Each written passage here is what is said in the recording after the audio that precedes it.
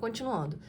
Artigo 2º, é dever do servidor público agir com honestidade e integridade no trato dos interesses do Estado, exercer com zelo e dedicação as atribuições do cargo ou função, tratar com cortesia, urbanidade e atenção os demais servidores públicos e os usuários do serviço público, ser assíduo e pontual no serviço, guardar sigilo sobre os assuntos do órgão, ser leal às instituições constitucionais e administrativas a que servir, observar as normas legais e regulamentares, fornecer, quando requerido e autorizado por lei, informações precisas e corretas.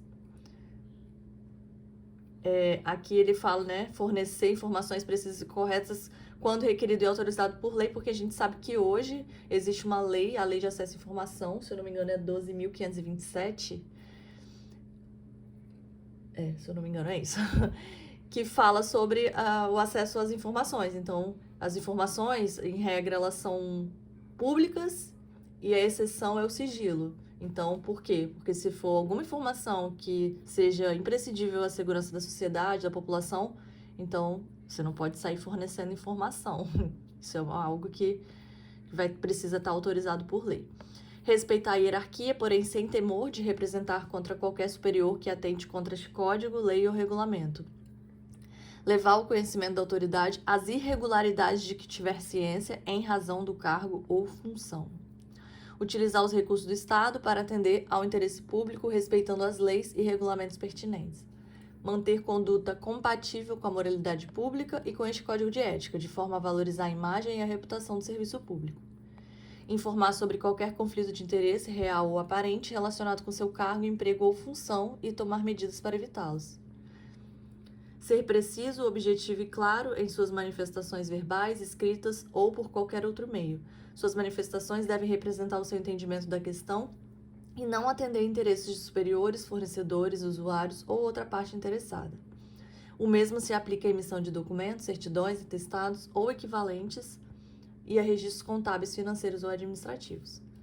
Representar contra a ilegalidade, omissão ou abuso de poder de que tenha tomado conhecimento, indicando elementos de prova para efeito de apuração em processo apropriado. Quando em missão ao exterior, comportar-se de forma a reforçar a reputação do Estado e do Brasil. Respeitar outros códigos de ética aplicáveis em razão de classe, associação ou profissão. Então, se tiverem outros códigos, também tem que respeitar.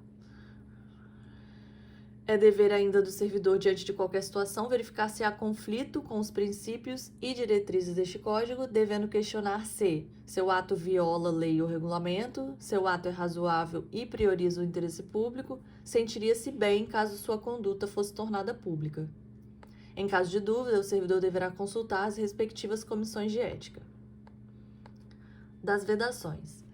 Ao servidor público é vedado pleitear, sugerir ou aceitar qualquer tipo de ajuda financeira, presente, gratificação, prêmio, comissão, empréstimo pessoal ou vantagem de qualquer espécie para si ou para outrem, para influenciar ou deixar de fazer algo no exercício de seu cargo, emprego ou função pública. Utilizar pessoal ou recursos materiais do Estado em serviços ou atividades particulares. Referir-se de modo depreciativo ou desrespeitoso a outros servidores públicos, a autoridades públicas ou a atos do poder público, admitindo-se a crítica em trabalho assinado. Manter sob sua chefia imediata cônjuge, companheira ou parente até o 2º grau civil. Opor resistência injustificada ao andamento de documentos ou processos ou à realização de serviços. Retirar sem prévia e expressa anuência da autoridade competente qualquer documento ou objeto do local de trabalho. Bom, gente, eu tô fazendo essa leitura bem dinâmica aqui porque as questões sobre esse tema, a meu ver, geralmente são simples. Então, vocês vão fazer a leitura e depois vai lá no site que concursos e resolve questões. O próprio Código de Ética da Administração Pública em âmbito federal, ele é bem parecido, eles são todos bem semelhantes, assim, algumas coisas adaptadas, né, para a realidade, mas, no geral, eles são praticamente iguais, por assim dizer. Então, eles trocam uma palavrinha por outra e aí cobra dessa forma, e aí fica fácil você identificar. Por exemplo, a gente está lendo aqui o que é vedado, então o que é proibido. o servidor, ele não pode pegar, por exemplo, o notebook, o computador, o mouse lá da secretaria, por exemplo, de educação que o servidor trabalha e levar para casa, porque isso é proibido. Mas aí ele vai falar lá na questão da prova que o servidor público é permitido utilizar pessoal ou recursos materiais do Estado em serviços ou atividades particulares. Então, essa já vai ser a questão que você vai eliminar, que você sabe que não é permitido, é proibido. Então, eu acho assim, para resolver, mais assim, uma dica, né? Para resolver questões sobre código de ética, é só você pensar no que. Se você tiver bom senso, fica assim, fica fácil, fica simples identificar o que tá certo e o que tá errado. Ah, eu sou servidora pública. Poxa, mas tem um fornecedor aqui que ele veio fazer alguma coisa aqui na sede da Secretaria de Trabalho, sei lá, ele trabalha com extintor, tem uma empresa de alguma coisa, de computadores que faz o fornecimento. E aí você, recebi aqui uma ajuda financeira, né? Recebi um trocado porque eu facilitei lá na licitação, na dispensa que foi realizada, então eu tô recebendo. Gente, é óbvio que isso é proibido, né? Isso é... Aí entra a parte de crimes e vai muito além, mas então eu acho que é bem óbvio, assim, a gente conseguir identificar o que pode e o que não pode. Então, continuando. Ai, deixa eu ver onde eu parei.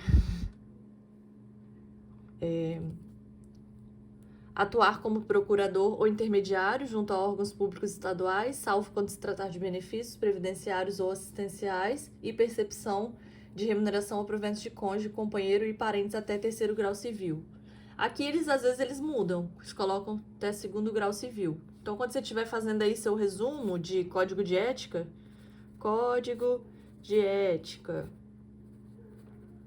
você coloca aí,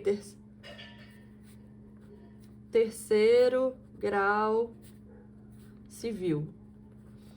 Em toda a parte do seu resumo que vai ser sobre o código de ética, você coloca isso.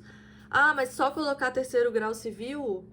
Sim, na hora de fazer as revisões isso vai fazer uma diferença. Sabe por quê? Porque você vai estudar o Código de Ética, que é terceiro grau civil, você vai estudar a Lei de Improbidade, que é 8429, ele vai falar que é até segundo, que é até terceiro, você vai estudar a Lei de Processo Administrativo, ele vai trazer um outro também